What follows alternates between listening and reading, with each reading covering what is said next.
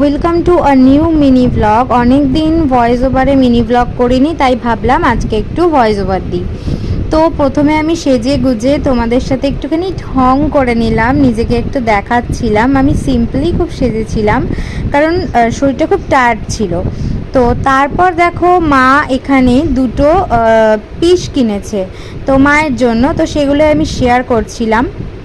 আর আমি একটু শপিং করেছিলাম সৌমোর জন্য, একটা মানে হাফ পাঞ্জাবি কিনেছিলাম, আর আমার জন্য একটা রেনকোট কিনেছিলাম।